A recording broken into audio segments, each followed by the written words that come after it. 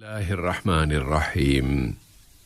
صاحب سمو امیر شیخ تمیم بن حمد آل ثانی آج امریکی دارالحکومت واشنگٹن میں دوست ملک ریاستہائے متحدہ امریکہ کے صدر جو بائیڈن کے ساتھ ملاقات کر رہے ہیں، جس میں دونوں ملکوں کے درمیان پارٹنرشپ کے گہرے تعلقات و تعاون اور مشترکہ دلچسپی کے مسائل زیر بحث آئیں گے۔ صاحب سمو امیر اس سے قبل جب ورکنگ وزٹ پر واشنگٹن پہنچے تو فضائیہ کے اینڈروز اڈے پر امریکی پروٹوکول کے ڈائریکٹر جناب روبوز جی بورڈ، امریکی فضائی ٹرانسپورٹ کی مدد کے لیے گروپ 89 کے کمانڈر کرنل کارلوس ایکفورڈ اور ریاستہائے متحدہ امریکہ کے لیے قطر کے سفیر شیخ مشعل بن حمد آل ثانی نے صاحب سمو امیر کا استقبال کیا۔ صاحب سمو امیر کے اس دورے امریکہ اور امریکی صدر کے ساتھ ان کے مذاکرات سے آپس کے اسٹریٹجک تعلقات و تعاون کو مزید فروغ حاصل ہوگا اور مختلف علاقائی و بین الاقوامی مسائل کی خدمت ہوگی۔ صاحب سمو امیر کا یہ دورہ امریکہ اور وہاں کے صدر کے ساتھ ان کے مذاکرات دنیا کے بہت سے چیلنجوں کے درمیان قطر امریکہ کی مشترکہ کوششوں کے زیر انتہائی اہمیت کے حامل ہیں۔ اس لیے اس دورے کو امریکی اور عالمی حلقوں میں بھرپور توجہ سے دیکھا جا رہا ہے اور امریکی میڈیا میں اس دورے کی گونج اور بازگشت بہت نمایاں ہے۔ واشنگٹن میں عربی مرکز کے ڈائریکٹر اور بین الاقوامی تعلقات کے پروفیسر ڈاکٹر خلیل جہشان نے قطر ریڈیو کے ساتھ ایک انٹرویو میں میڈیا کی اسی توجہ اور بھرپور دلچسپی کو اپنی گفتگو کا مرکزی موضوع بنایا ہے۔ واضح رہے کہ قطر اور امریکہ کے تعلقات اور بطور خاص اسٹریٹجک تعلقات پھر دونوں ملکوں کے درمیان مسلسل جاری رہنے والی مشاورت کو اب پورے 50 سال ہو گئے ہیں۔ یہاں کی مجلس شورا نے اس کے اسپیکر جناب حسن بن عبداللہ الغانم کی صدارت میں ہونے والے اپنے ہفت روزہ اجلاس میں آج برادر اور دوست ملکوں کے ساتھ دوستی کے قطری پارلیمانی تعلقات کے گروپوں کی تشکیل پر بحث کی ہے۔ شورا کونسل کے صدر نے دوستانہ پارلیمانی گروپوں کی تشکیل اور ان کے کردار کو فعال کرنے کے اثرات کا ذکر کرتے ہوئے کہا ہے کہ اس سے دوست اور برادر ملکوں کے پارلیمانی وفدوں اور مجلس شورا کے وفدوں کے درمیان تعاون اور مفاہمت میں اضافے کے ساتھ ساتھ دو طرفہ تعلقات و تعاون میں مزید گہرائی آئے گی۔ ان کے ذریعے موقفوں میں ہم آہنگی لائی جا سکے گی اور قوموں کی امنگوں اور امیدوں کی تکمیل کا سامان باہم پہنچایا جا سکے گا۔ شورا کونسل کے ممبران نے اس پہلو اور اس رخ کے آگے بڑھنے کی تعریف اور ستائش کی ہے۔ اس کے علاوہ مجلس شورا نے آج سوشل انشورنسز اور فوجی ریٹائرمنٹ سے متعلق 2 قانونی بلوں کی اسٹڈی میں اب تک کی کارکردگی کا بھی جائزہ لیا ہے اور بتایا ہے کہ متعلقہ ٹیم اس اسٹڈی کے بارے میں اپنی حتمی اور فائنل رپورٹ شورا کونسل کو پیش کرنے والی ہے۔ شورا کے اسپیکر نے ان دونوں بلوں کی اسٹڈی جلد از جلد مکمل کر لینے اور ان دونوں قوانین کی اہمیت پر زور دیا ہے کہ ریٹائر ہونے والے ملازمین ان قوانین کے اجراء کا انتظار کر رہے ہیں تاکہ ان کی زندگیاں مزید بہتر ہو سکیں، خاص طور پر کہ صاحب سمو امیر شیخ تمیم بن حمد آل ثانی شہریوں کی خیر و بھلائی اور ان کی مزید خوشحالی کے لیے ہدایات جاری کر چکے ہیں۔ شورا کے اسپیکر نے آئندہ منگل کے روز اسپورٹس ڈے کی سرگرمیوں اور ایونٹس میں بھرپور طور پر حصہ لینے کی اہمیت پر بھی زور دیا ہے۔ انہوں نے کہا ہے کہ قطر سوسائٹی کی مجموعی صحت کو مزید سے مزید بہتر بنانے کے لیے چاہتا یہ ہے کہ اسپورٹس کو زندگی کا ایک حصہ اور اپنے روزمرہ کے معمولات کا ایک حصہ بنا لیا جائے۔ معاون وزیر خارجہ اور وزارت خارجہ کی سرکاری ترجمان محترمہ لولوا بنت راشد الخاطر سے برطانیہ کے وزیر مملکت برائے امور مشرق وسطی و شمالی افریقہ جناب جیمز کلیولڈی نے دونوں ملکوں کے درمیان مختلف شعبوں، خاص طور پر ترقیاتی شعبوں میں تعلقات و تعاون کا جائزہ لیا ہے۔ اور اس سال مارچ کے مہینے میں UK میں ہونے والے قطر برطانیہ اسٹریٹجک ڈائیلاگ کی تیاریوں کے موضوع پر بھی بات چیت کی گئی ہے۔ دونوں اہلکاروں نے افغانستان کے مسئلے میں دونوں ملکوں کے درمیان تعاون میں اضافے اور ایران کے ایٹمی مذاکرات کے علاوہ دوسرے اہم علاقائی اور بین الاقوامی حالات و واقعات پر بھی تبادلہ خیال کیا ہے۔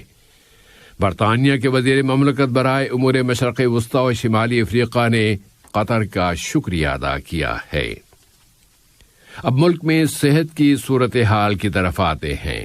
یہاں کووڈ-19 سے متاثر ہونے والوں کی تعداد میں مسلسل کمی آتی جا رہی ہے۔ وزارت صحت عامہ کے آج کے اعلان میں بتایا گیا ہے کہ سوسائٹی میں اس کووڈ-19 کے مزید 1177 کیسز اور مسافروں میں مزید 332 کیسز رجسٹر ہوئے ہیں۔ اس طرح ان کی مجموعی تعداد 1509 بن جاتی ہے۔ ملک میں مزید 3230 مریض اب صحت یاب ہو گئے ہیں، جس کے بعد قطر میں کووڈ-19 کے شفا پانے والوں کی مجموعی تعداد اب 3,15,769 ہو گئی ہے۔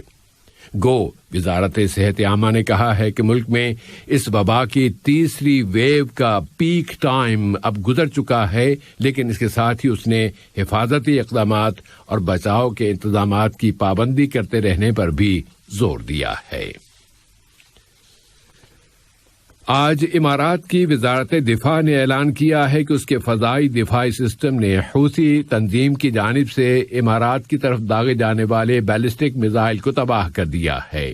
اس نے اپنے ایک بیان میں زور دے کر کہا ہے کہ اس حملے سے کوئی بھی جانی نقصان نہیں ہوا اور اس بیلسٹک میزائل کے ٹکڑے غیر آباد علاقے میں جا کر گرے ہیں۔ امارات نے مزید کہا ہے کہ یمن کی آئینی حکومت کی مدد کرنے والے اتحاد کی فضائیہ اور کمان نے اس میزائل کے لانچر اور اس کے ٹھکانے کو تباہ کر دیا ہے۔ امارات نے کہا ہے کہ اس نے تمام تر جارحیتوں سے ملک کو بچانے کے لیے انتظامات مکمل کر لیے ہیں۔ لیبیا کی پارلیمنٹ نے اسٹیٹ سپریم کونسل کے ساتھ پانے والی مفاہمتوں کے بارے میں پارلیمانی روڈ میپ کمیٹی کی حتمی رپورٹ وصول کر لی ہے۔ یہ مفاہمتیں ملک کے انتخابات اور آئین اور سیکیورٹی سے متعلق ہیں۔ اس رپورٹ میں پارلیمانی اور صدارتی انتخابات کی مجوزہ تاریخیں، دستوری اور سیکیورٹی کے ٹریکس اور انتخابات کے حفاظتی انتظامات بھی شامل کیے گئے ہیں۔ شام کے حوالے سے خبر یہ ہے کہ شامی انتظامیہ کے ذرائع ابلاغ کے مطابق اس کے ایئر ڈیفنس نے دارالحکومت دمشق کے قریب اسرائیل کے ایک میزائل حملے کو ناکام بنا دیا ہے اور بتایا ہے کہ اس حملے میں صرف مالی نقصان ہوا ہے۔ دوسری جانب شامی ڈیموکریٹک فورسز نے اعلان کیا ہے کہ شہر الحسکہ کی غویران کالونی میں واقع صنعتی جیل کی کامبنگ مکمل کر لی گئی ہے اور اس جیل پر مکمل طور پر کنٹرول بحال کرا لیا گیا ہے۔ وہاں 60 عناصر نے ہتھیار ڈال دیے ہیں اور جیل میں چھپے ہوئے داعش تنظیم کے 20 دوسرے جنگجو ہلاک کر دیے گئے۔